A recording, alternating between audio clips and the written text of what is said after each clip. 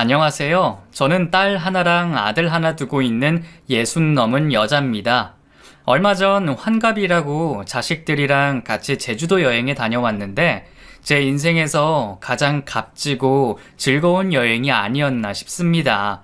사실 저도 그렇고 남편도 그렇고 애들 먹여 살리느라 제대로 된 여행 한번 다니지 못했습니다. 남편과 결혼을 할 때도 돈이 없어서 신혼여행을 경주로 갔다 왔고, 나이가 60이 넘었는데 남편이랑 저 둘 다 아직까지도 남의 밑에서 일을 하고 있습니다. 따지고 보면 남편이야 자기 사업을 하고 있긴 하지만 저는 식당에서 파트타임으로 알바를 하고 있으니 남편을 제외하고 저만 남의 밑에서 일을 하고 있는 게 맞네요. 얼마 전까지는 반찬 가게에서 일을 하다가 지금은 식당으로 알바 장소를 옮겼습니다. 실은 이것도 참 재밌게 직장을 옮기게 됐습니다.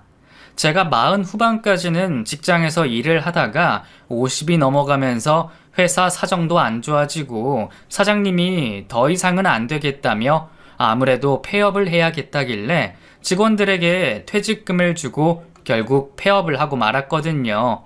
근데 그 사장님이 3년 정도 지났나 연락이 와서는 자기가 반찬 가게를 하게 됐다면서 저랑 같이 일을 하자고 하더라고요. 처음엔 모르는 번호로 연락이 와서 전화를 받았더니 현미씨, 요즘 어떻게 지내? 나야, 그 물산 강 대표 하면서 제게 웃으며 말을 하더라고요. 아니 현미씨, 그 다른 게 아니고 내가 이번에 그 와이프랑 같이 반찬 가게를 하나 하게 됐어.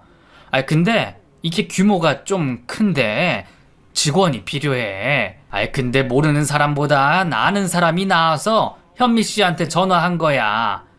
혹시 요즘 뭐 해? 일하고 있나? 그 시간 되면 우리 가게에서 알바처럼 일 시작해보는 거 어때? 내가 알바비는 다른 데보다 좀 더 쳐줄게. 그러니까 같이 일해보자 하면서 제게 일자리를 제안해 주셨죠. 어차피 그 당시엔 저를 써주는 곳도 없었고 저도 회사를 관두고 나서는 간간히 부업 같은 것만 하던 터라 옳다구나 하고 사장님의 제안을 받아들였습니다.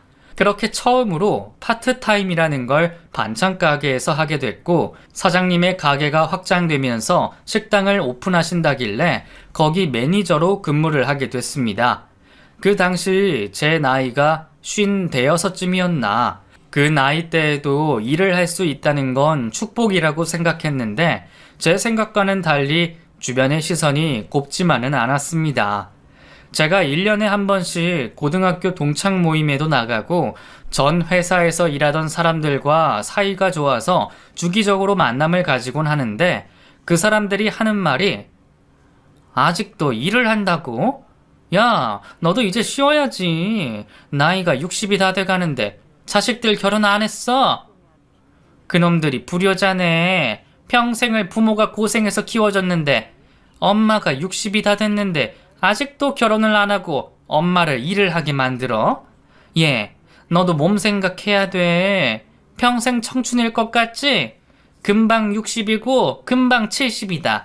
무릎이고 어깨고 지금도 안 아픈 데가 없는데 언제까지 일해서 애들한테 다 갖다 바칠 거야? 빨리 애들 결혼시켜서 너도 애들이 용돈 주는 거 받고 살아야지. 애들이 용돈도 안 줘? 하고 말을 하더라고요. 안 주긴 뭘 안 줘. 우리 애들이 얼마나 잘하는데. 결혼? 그런 거에서 뭐 해? 결혼하면 다 자기 가정 생겨서 행복하게 살기야 하겠지만 그 사람이 정말 평생토록 좋은 사람이고 내 자식 사랑해 줄 거라는 보장이 있어? 근데 부모는 다르잖아. 조건 없이도 미운 짓을 해도 사랑해 주는 게 부모야. 얼마 전에 우리 가족끼리 제주도 갔다 온 사진 보여줄까? 얼마나 재밌었나 몰라. 돈은 우리 자식들이 다 냈어. 지들이 비행기랑 숙소랑 전부 예약해놓고 나서 이날 여행 가니까 시간만 빼놓으라고 하더라고. 가서 나는 뭐 신나게 먹고 놀기만 했지. 애들이 다 알아서 풀코스로 해주더라고 하며 자식 자랑을 했죠. 제 말을 듣고 난 친구들의 그 부러운 눈빛들 아직도 잊지 못합니다. 다들 자식들을 시집 장가 보내고 나서 부부 둘이서만 살고 있는데 아직도 저희 집은 북적북적 자식들이 분가도 안 하고 집에서 살고 있거든요. 물론 이게 마냥 좋은 것만은 아닙니다. 아침에 일어나면 딸이고 아들이고 전부 출근 전에 아침밥을 꼭 먹여 보내야 하니 새벽같이 일어나야 하고요. 아침을 준비하고 나면 각 방을 돌아다니며 남편이고 애들이고 깨워서는 아침 먹이고 잔소리도 해야 하고요. 자식들이 30이 넘었는데도 여전히 아침이 전쟁인 걸 보면 아직도 사는 맛이 나고 이래서 자식을 키우나 싶은 생각도 듭니다. 물론 애들이 나이가 들어 결혼도 안 하고 부모랑 같이 살면서 캥거루족처럼 지내는 거 마냥 좋다고 자랑하는 건 절대 아닙니다. 걱정도 많이 되고 요즘 결혼도 안 하는 사람들이 많다는데 내 자식들도 결혼 생각이 없는 건가? 아니면 평생 나랑 남편이랑 같이 살 건가? 이런 생각도 들더라고요. 그래서 한 번은 딸아이를 앉혀놓고 물어본 적이 있었습니다. 넌 진짜 결혼 생각이 없어?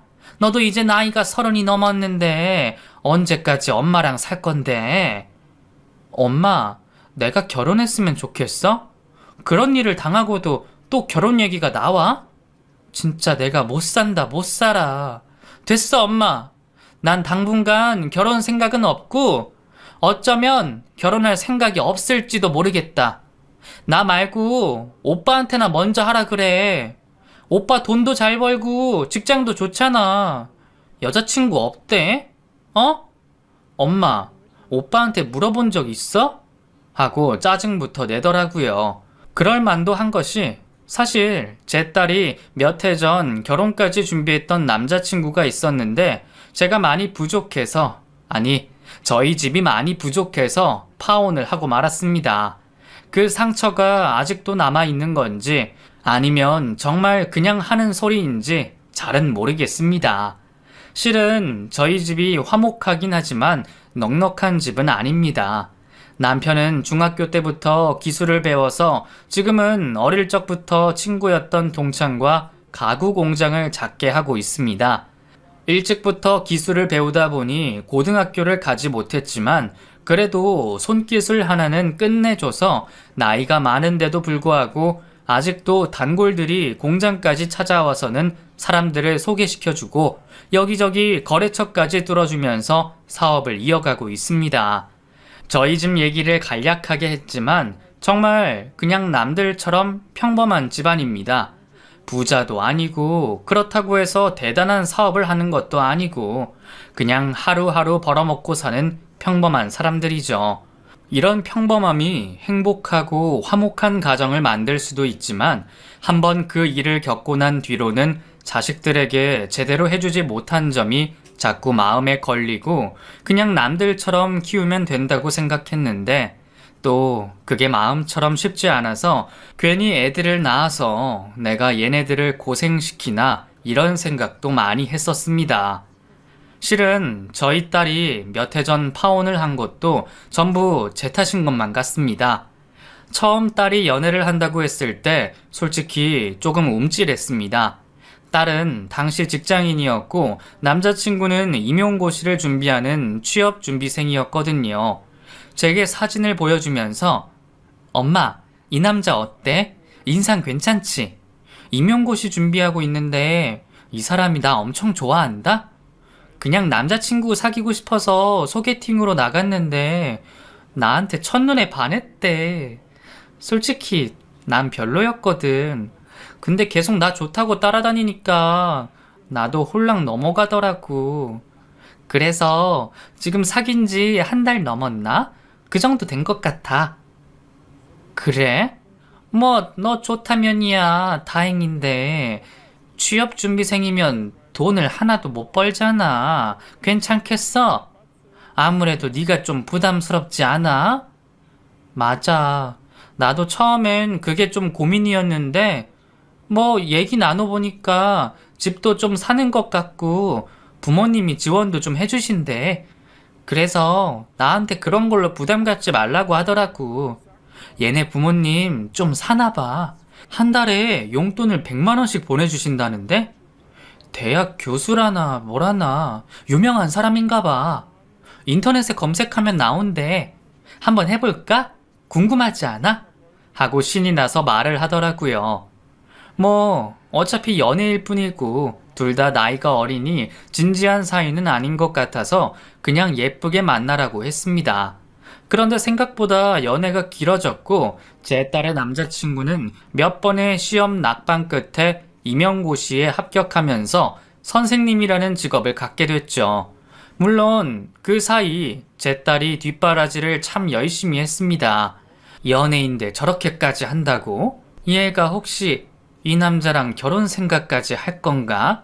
라는 생각이 들 정도로 지극정성이었죠. 제가 보통 6시에서 6시 반이면 일어나는데 제가 일어나기 전부터 부엌에서 들리는 우당탕탕 소리에 잠에서 한번 깬 적이 있었습니다. 부스스하게 일어나 부엌으로 가니까 딸이 난리 부르스를 떨어놨더라고요. 아이고 이게 뭐야? 너 지금 뭐 하는 거야? 엄마 일어났어? 아니 나 미역국 좀 끓이려고 하는데 이거 왜 자꾸 타? 참기름 넣고 미역 볶는 거 아니야? 냄새가 좀 이상한데? 아 그리고 마늘도 우선 급해서 이거 넣었는데 잘못한 거지. 미역국 냄새가 안 나. 아이고 얘 좀 봐. 미역국에 통마늘을 넣으면 그거 익는데 시간이 더 오래 걸리겠다. 여기 다진 마늘 있잖아. 눈은 폼이야? 나와. 아이고 이거 탓하겠네. 아이 그리고 노른자랑 흰자는 왜 분리했어? 뭐 빵 만들 거야? 빵? 아니 계란말이 만들려고 한 건데? 계란말이 노란색이잖아. 그거 노른자만 쓴 거 아니야? 그래서 내가 일일이 다 쪼개서 분리한 건데. 얘 좀 봐. 야, 너를 내가 너무 곱게 키웠나 보다. 기가 막혀 진짜. 세상에 노른자로만 계란말이 하는 사람이 어딨어 세상에. 나와. 계란말이만 만들면 돼. 미역국이랑. 아이고 못 살아. 하면서 제가 딸을 엄청 혼낸 적이 있습니다. 계속 제 품 안에서 키운 자식이라 그런지 어쩜 이렇게 살림이라곤 하나도 모르고 음식이라곤 할 줄도 모르는지 20대 중반이 돼도 칼질 하나 못하고 계란말이도 못하는지 막막하기만 하더라고요. 근데 그렇게 딸 옆에서 음식을 하다 보니 문득 생각이 났습니다.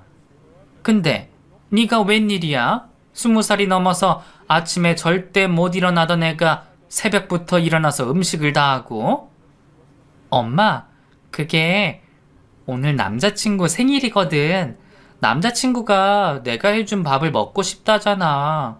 그래서 내가 대충 인터넷을 찾아봤거든? 보니까 생각보다 별거 아닌 거야. 그래서 해주겠다고 했지. 근데 이렇게 어려울 줄 몰랐어.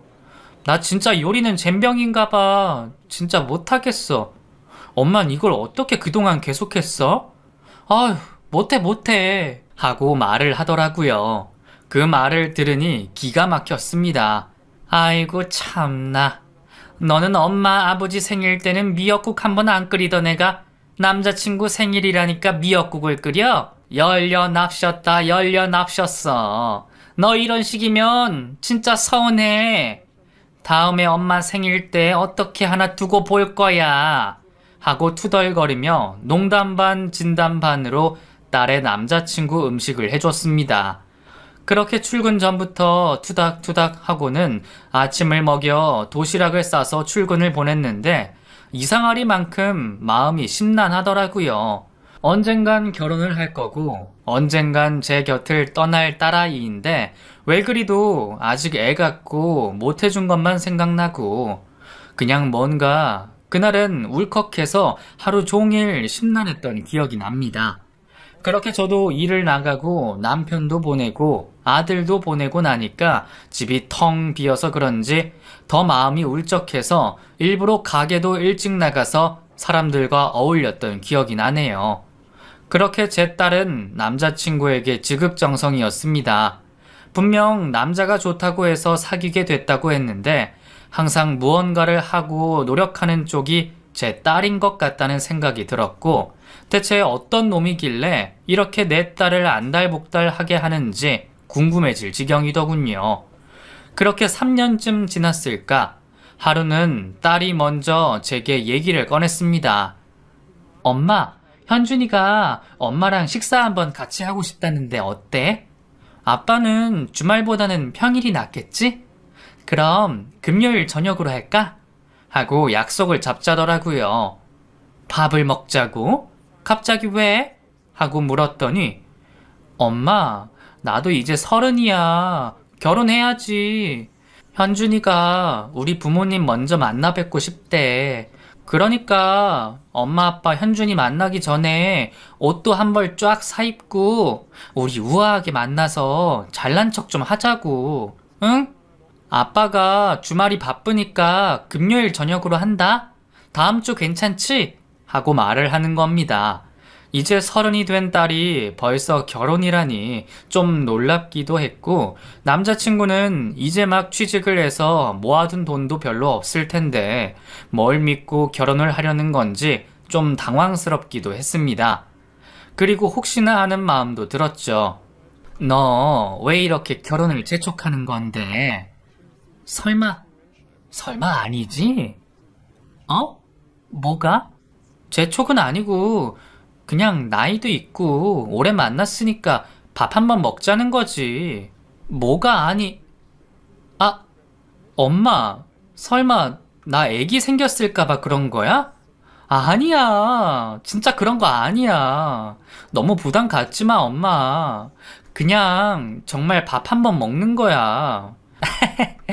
임신이라니 진짜 웃기다. 무슨 말도 안 되는 소리를 하고 있어. 하면서 오히려 저를 놀리더라고요. 아니라고 하니 안심했지만 그래도 처음으로 딸아이가 남자친구를 집에 데려온다고 하니 너무 긴장이 되는 겁니다. 그래서 저는 그날 아침부터 시장에 가서 제가 살 수 있는 것들을 전부 다 샀습니다. 백화점에서 옷도 한 벌 사고 남편 입힐 정장도 사고 식품 코너에 가서 음식 재료들도 가득 담았습니다. 제가 움직인 게 아침 8시부터인데 집에 도착하니 어느새 3시가 넘었더라고요. 그렇게 장을 실컷 보고 옷도 사고 집에 와서 음식까지 하려니 녹초가 다 됐지만 그래도 화장을 하고 앞치마를 두르고 음식을 시작했죠. 제육볶음을 좋아한다는 말에 고기를 잔뜩 넣고 음식을 하고 미역국을 잘 먹는다 하니 또 한솥 끓였습니다. 남을 뻘뻘 흘리면서 음식을 했고 화장이 지워질까봐 계속 화장도 고치고 정말 시간이 어떻게 가는지 모르겠더라고요. 그렇게 약속 시간이었던 저녁 7시가 됐고 10분 전 남자친구와 집 앞에 도착했다며 딸아이에게 연락이 왔습니다. 남편과 나란히 거실에 앉아 있는데 왜 그렇게 떨리던지 그렇게 집 안으로 들어왔는데 제가 상상했던 모습과는 조금 다른 남자가 문 앞에 서 있더군요. 안녕하세요, 어머니. 하고 꾸벅 인사를 하는데 얼굴 사진만 봤을 때는 키도 크고 훤칠한 줄 알았는데 우리 딸이랑 키가 비슷하고 체구가 너무 작은 겁니다. 아니, 네, 그래요. 어서 와요. 들어와. 하고 그래도 반갑게 맞이했고 손님이기 때문에 거실로 모셨죠. 앉아요. 배고프지? 차린 게 별로 없어. 제육볶음 좋아한다고 해서 조금 해봤는데 입맛에 맞을지 모르겠어. 하고 정신없이 반찬을 갖다 날랐죠. 딸은 뭐가 그렇게 좋은지 입이 귀에 걸려있고 남편은 제게 아이고 부산스럽게 하지 말고 대충 하고 와서 앉아요. 뭐 그렇게 대단한 손님이라고. 이제 가족인데 안 그래? 하면서 바로 술부터 먹이려고 하더라고요. 아이고 이놈의 술고래. 얘기라도 좀 하고 먹지. 됐어. 나중에. 술은 나중에 먹고 우리 밥부터 먹어요. 하고 저는 얼른 밥을 한가득 퍼서 남자친구 앞에 놔뒀죠. 근데 밥의 반을 덜더라고요. 아, 제가 배부른 느낌을 싫어해서 조금만 덜어 먹을게요. 하고 말을 했는데도 은근 서운하더라고요. 제 딸은 그 모습도 뭐가 그리 좋은지 엄마, 많이 먹어서 뭐해. 살만 찌지. 이 사람 학교 선생님이라서 살이 찌면 좀 그래. 애들도 뚱뚱하다고 놀리고 학부모들 보기에도 안 좋나 봐. 그래도 이 사람 작지만 잘 먹어. 어서 먹어, 자기야. 음식 식겠다. 하면서 남자친구를 살뜰히 챙기더라고요. 술을 따라주려던 남편도 손이 뻘쭘해서 다시 자기 잔에 따르고 저도 괜히 마음이 좀 뭔가 설명할 수 없을 정도로 복잡했습니다. 분위기를 깨고자 제가 먼저 학교 선생님이라고? 공부를 열심히 했나봐. 대단하다. 시험 합격하는 것도 어렵지 않아요? 하고 먼저 얘기를 던졌죠. 네, 쉽지 않았죠. 제가 시험 봤을 때가 난이도도 높고 뭐 매번 그렇지만 임용이라는 게 한두 번 준비하는 게 아니다 보니까 합격까지 좀 시간이 걸렸어요. 그래도 붙어서 다행이죠. 지금까지 합격 못했으면 아마 지금도 노량진에서 살고 있었을 거예요. 그때 윤지가 많이 도와줬죠. 월세도 내주고 밥도 해주고. 진짜 윤지 아니었으면 저 지금도 재수생으로 살고 있을 거예요. 하고 말을 하더라고요. 월세를 내줬어? 아이고 참, 윤지야 고생했네. 그래도 현준 씨가 그렇게 말해주니 고맙네. 윤지도 많이 고생했어. 남자친구 합격시키려고 뒷바라지를 잘했네. 하고 웃으며 말했지만 솔직히 그 말을 듣고 가슴이 찢어지는 것 같았습니다. 너무 마음이 아팠죠. 내 딸이 뭐가 아쉬워서 힘들게 번 돈으로 남자친구 월세를 내주고 뒷바라지를 하나 싶은 생각이 들었고, 솔직히 사위가 되고 가족이 될 사이지만 썩 마음에 들지도 않았습니다. 하지만 그걸 티낼 수 없어서 그냥 웃고 말았던 기억이 나네요. 그렇게 이런저런 얘기를 나누다가 남편이 술이 얼큰하게 취해서는 헛소리를 시작하더라고요. 우리 딸을 내가 어떻게 키운 딸인지 알아? 내가 겨우 중학교 나와서 이 손깃을 하나로 평생을 먹여 살렸다 이거야. 거기다가 우리 아들 뒷바라지 한다고 내가 이 사람 고생만 시키고. 나도 참 못난 애비지. 돈만 많이 벌면 되는 건 줄 알았는데 그게 아니더라고. 내가 참 우리 식구들을 너무 많이 고생시켰어. 하고 술주정하듯 말을 하더라고요. 아이고, 이 사람이 왜 이리 헛소리를 할까? 당신 중학교밖에 못 나온 얘기를 여기서 뭐하러 해, 부끄럽게. 현준씨, 이해해줘. 그땐 다 그랬어. 우리가 늙어서 그래. 나도 뭐 고등학교 겨우 졸업했는데 뭐. 아이고, 그러고 보니 내가 기억이 흐릿한데 현준씨네 부모님은 뭐 어디 학교에 계신다고 하지 않았어? 네, 아버지는 대학교에 계시고 어머니도 고등학교 학생 주임 선생님이세요. 연세가 있으시니 곧 퇴직하시겠지만 저도 그래서 두 분 따라 교육자의 길을 걷고자 선생님이라는 직업을 선택했고요. 하고 말을 하더라고요. 그 말을 들으니 아차 싶었습니다. 아이고, 이를 어째. 우리가 너무 좀 그렇네. 근데 뭐 그땐 다 그랬으니까 두 사람만 잘 살면 되는걸. 부모 학벌이 뭐가 그리 중요한가. 안 그래? 하고 분위기를 바꿔보려고 노력했죠. 제 딸아이는 옆에서 그걸 듣고 엄마, 그런 얘기는 뭐하러 해. 그냥 엄마 말대로 우리만 잘 살면 되지 뭐. 아, 배불러. 아빠도 술 많이 먹었지. 우리 이제 나가볼게. 좀 데이트하다가 현준씨 보내고 집에 들어올 테니까 먼저 주무세요.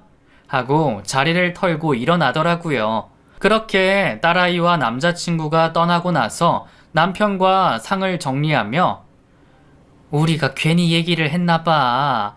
나이 먹으면 원래 입을 닫고 지갑을 열어야 된다는데 당신도 참 괜히 이상한 얘기해서 그 애가 우리 집안 무시하면 어째? 하고 남편에게 싫은 소리를 좀 했습니다.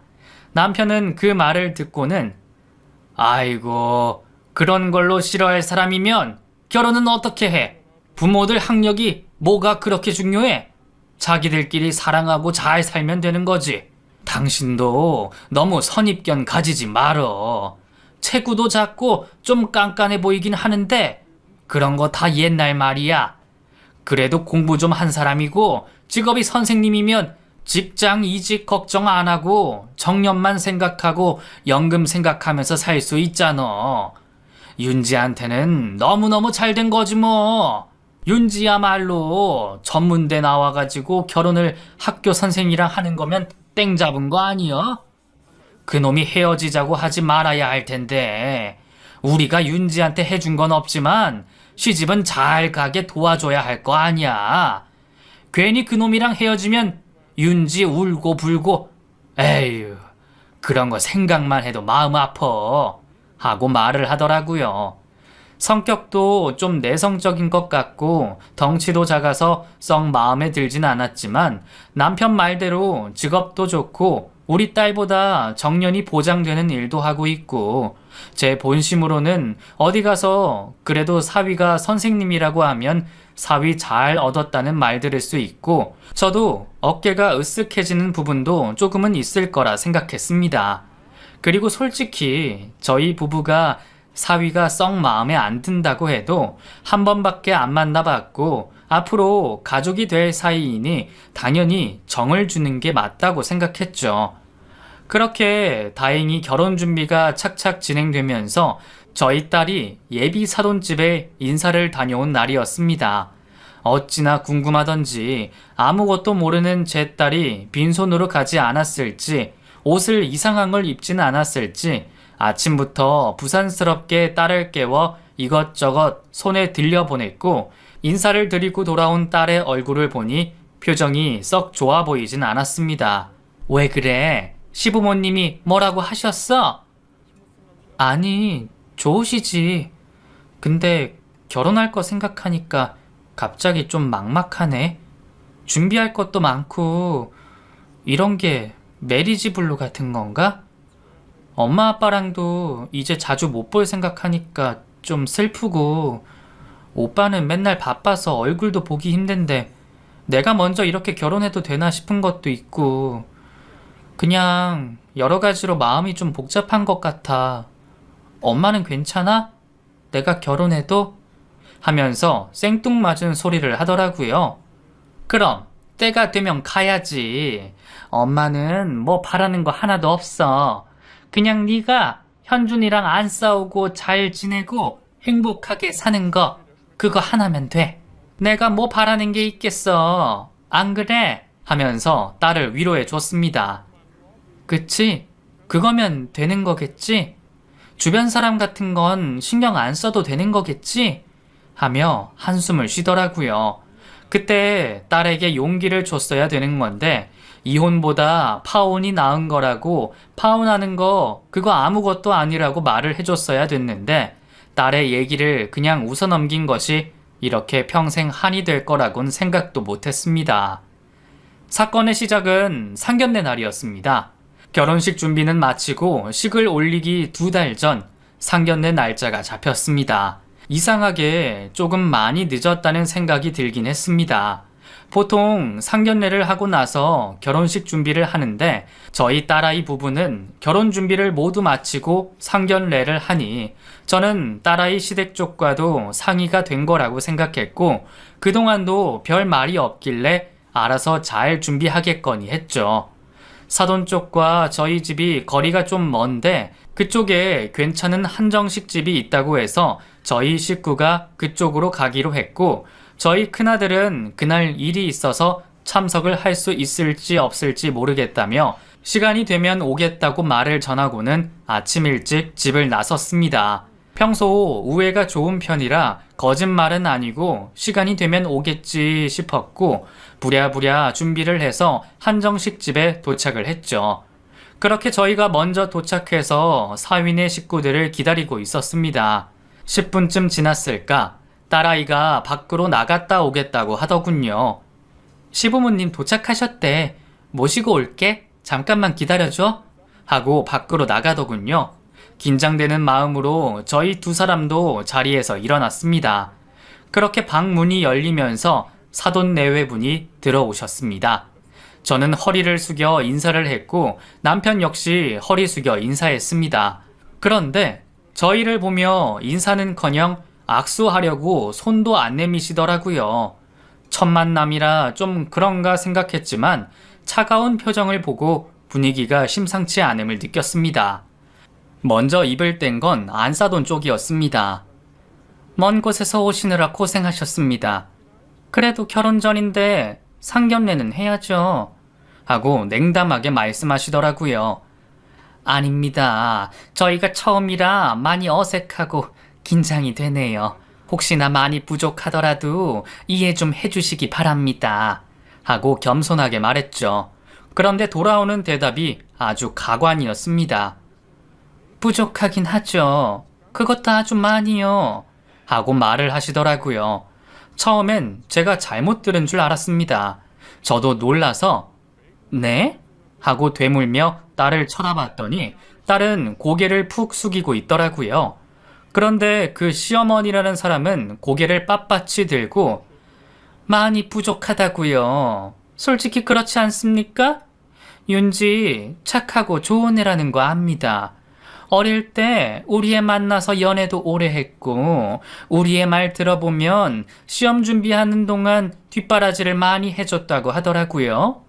뭐 솔직히 그 정도야 저희도 해줄 수 있는 거긴 한데 둘이 좋다고 하니까 그리고 윤지가 원해서 하는 거라고 하니까 굳이 말리지 않았습니다. 솔직히 내 아들 좋다는데 말릴 부모가 어딨겠습니까?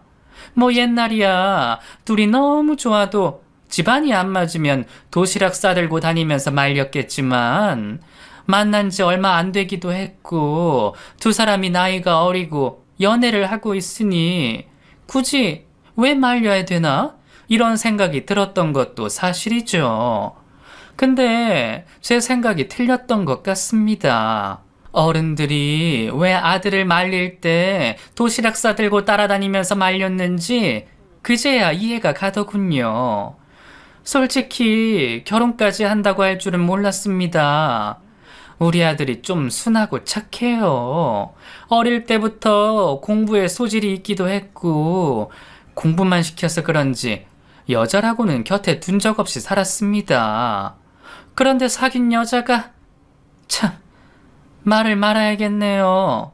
하고 물을 마시더라고요. 그 말을 듣고 솔직히 할 말이 없었습니다.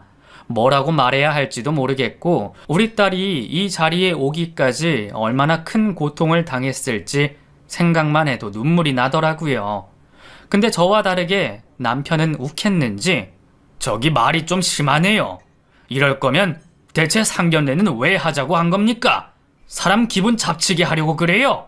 아니면 앞에 두고 망신이라도 주겠다는 심보입니까? 대체 뭐 하자는 건지 모르겠네요. 하고 자리에서 일어나려고 하자 물을 마시던 안사돈이 역시나 다르시네요. 중학교밖에 졸업을 못하셔서 그런가 경우도 없으시고 주제 파악을 못하시나 봐요.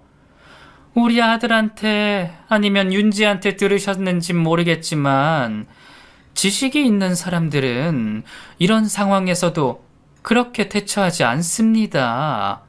사람이 기본 상식이라는 게 있잖아요? 뭐 못 배우신 분들이니 그런 것도 모르시는 것 같지만 보통 기본적으로 그 정도 했으면 상견례 자리 자체도 안 만들죠. 윤지 네가 눈치가 없는 거니? 아니면 현준이 네가 밀어붙였니? 하고 막말을 하더라고요. 여보, 갑시다. 일어나요. 윤지 너 뭐하니? 자리에서 일어나! 하고 남편이 저를 일으켰는데 제 딸이 일어나질 않고 자리에 앉아있는 겁니다. 그러면서 하는 말이 아빠, 조금만 참아. 하고 말을 하더라고요. 그 말을 들으니 억장이 무너지는 것 같았습니다. 대체 왜 이렇게까지 하는 건지, 혹시 뭐 약점이라도 잡힌 건지 가슴이 답답하기만 했죠. 그런 저희를 보고 코웃음을 치던 안사도는 윤지, 너 잘 들어라. 현준이 너도 결혼은 장난이 아니야. 집안이 맞아야 할 수 있는 거지. 윤지 네가 이런 상황을 참고 견딘다고 해서 결혼을 할 수 있다고 생각하겠지? 뭐 그래. 결혼식이야 한다 쳐. 공식적으로 네가 우리 집 며느리가 된다 치자. 그럼 그 다음은 어떡할 건데? 내가 너를 사람 취급도 안 한다면, 아들만 감싸고 돈다면 네가 견딜 수 있을까? 하고 말을 하더라고요.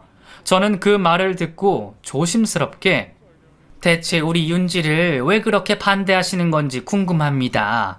제 딴에는 정말 사랑으로, 정성으로 키운 아이입니다. 우리 딸이 잘못한 게 있습니까? 그렇다면 뭐가 잘못된 건가요? 하고 물었죠. 그러자 안사돈이 저를 보며 말하더군요. 저기요, 집안 차이라는 건 모릅니까? 우린 배운 집안이에요. 저도 남편도 교단에 서 있고 심지어 지금도 일을 합니다. 거기다가 우리 아들도 교사고요. 저희 시어머니도 그리고 저희 친정어머니도 전부 다 교육자입니다. 집안부터가 근본이 다르죠. 거기다가 지금 무슨 일 하시죠? 뭐 가구 공장에 일하신다고 했나요? 사모님은 반찬 가게를 하신다고 했나요? 하고 말을 하는 겁니다. 그 말을 들으니 물음에도 대답을 못 하겠더라고요. 솔직히 많이 부끄러운 건 사실이었습니다. 안사돈이 하는 말 중에 틀린 게 없었고, 저희 집안 자체가 잘난 집도 아니고 하루벌이 하루 애들 키워가며 아등바등 살아온 건 맞는 말이었으니까요. 제가 아무 말도 못하자 안사돈과 박가사돈은 자리에서 일어나며 할 말을 다 한 것 같으니 먼저 일어나겠습니다. 이 정도 말씀드렸으면 이해를 못하신 건 아니죠? 하고 옷을 입더라고요. 그런데 그때 누군가 저희 방에 노크를 했습니다. 실례합니다. 제가 너무 늦었죠? 오늘 좀 중요한 연구가 있어서 늦었습니다. 저 윤지 오빠입니다. 하고 아들이 인사를 하며 들어오더라고요. 그 자리에서 눈물을 흘리고 있는 딸을 보고 놀란 아들은 너 왜 울어?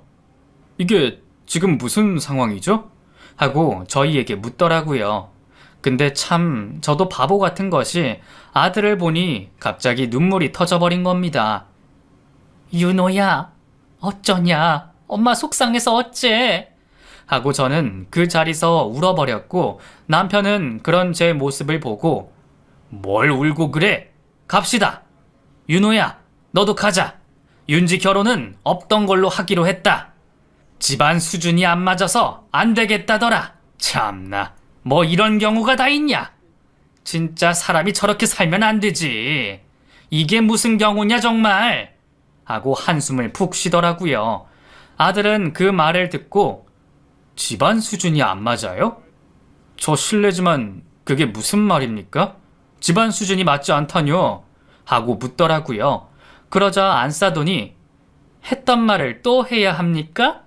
진짜 답이 없는 집구석이네.